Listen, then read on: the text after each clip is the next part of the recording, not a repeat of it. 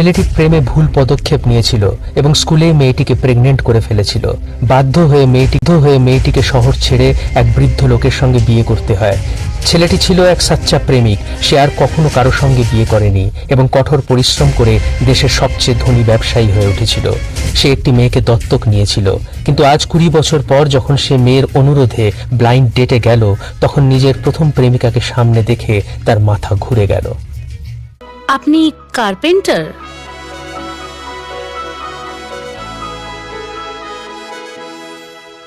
কিন্তু আগে তো আমাকে এটা জানতে হবে সে মহিলা কি চায়, তার সম্পর্কের উপর ইন্টারেস্ট রয়েছে না আমার ব্যাংক ব্যালেন্সের উপর। আমি দেখেছি ওনাকে, উনি অ্যাকচুয়ালি খুব ভালো মানুষ, প্লিজ ট্রাস্ট মি। ঠিক আছে ঠিক আছে, এখনই আধা এক ঘন্টার মধ্যে জেনে যাবো সে কি চায়। হ্যাঁ হ্যালো, শোনো, আমার জন্য একটা ছুতোরের বাক্স তৈরি করবে আর সামান্য কিছু কাপড়। উনি তোমাকে নয়, তুমি ওনাকে দেখে পছন্দ করবে। হ্যাঁ, বাবাও এই কাজ করতো আর আমিও এই কাজ করি। নিজের দোকান না? না, দোকান তো নয়, কোথা থেকে ফোন আসলে বা কেউ ডেকে নিলে সেখানে গিয়ে কাজ করে নি। উপরওয়ালার আশীর্বাদে দুবেলা ভাতের ব্যবস্থা হয়েই যায়। মানে খুব বেশি রোজগার নেই? আপনি খারাপ না ভাবলে, আপনার যদি বড়লোক মানুষের উপর ইন্টারেস্ট থাকে তাহলে আমি যাই। না না, আমি সেটা বলতে চাইনি। আমার তো খাবারের দোকান চালিয়েই জীবন কাটে। আমি তো আপনার ব্যাপারে আপনার মেয়েকে নাই বলেছিলাম, শুধু আমার সাথে যে থাকবে সে যেন ভালো মানুষ হয়। হ্যাঁ তো ঠিক আছে না, আমরা হয়তো একে অপরের জন্য তৈরি হইনি।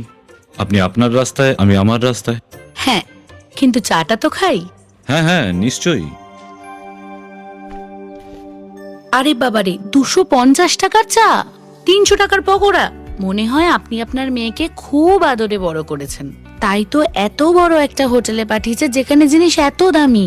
এর থেকে ভালো চা পকোড়া তো আমার দোকানেই পাওয়া যায়। আপনি খাবেন? দেখে সাবধানে, গরম আছে। আপনি পয়সা নিলেন না?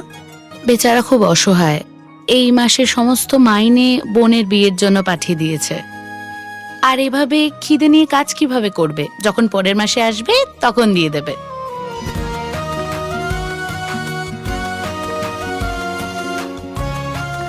খেয়ে নিন না, ঠান্ডা হয়ে যাবে। এই বোতাম আমি লাগিয়ে দেবো? লোকের বাড়ি গিয়ে কাজ করো, এরকম ভালো লাগে নাকি?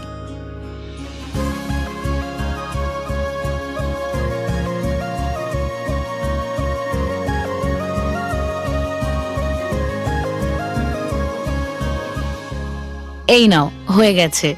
এবার একদম পোক্ত কার্পেন্টার লাগছে। রুহি, একটা কথা বলবো? আমাদের হয়তো এখনই দেখা হয়েছে, কিন্তু আমাদের ভাবনা অনেক মেলে। যদি আপত্তি না করো তো বিয়ে করে নি, আমরা কিছুক্ষণ পর এখানে দেখা করে নি, ঠিক আছে? আমি অপেক্ষা করব।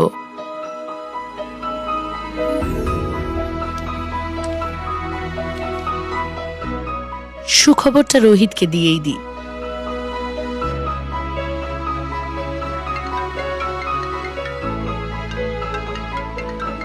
রোহিত, তোর জন্য একটা সুখবর আছে। কি হয়েছে মা? আমি বিয়ে করে নিয়েছি। ওয়াও, সে কে? বাঁচা গেল। এবার অন্তত ভিক্ষা চাইতে এখানে আসবে না, নিজের ওই জঘন্য মুখটা একদম দেখাবে না, ঠিক আছে?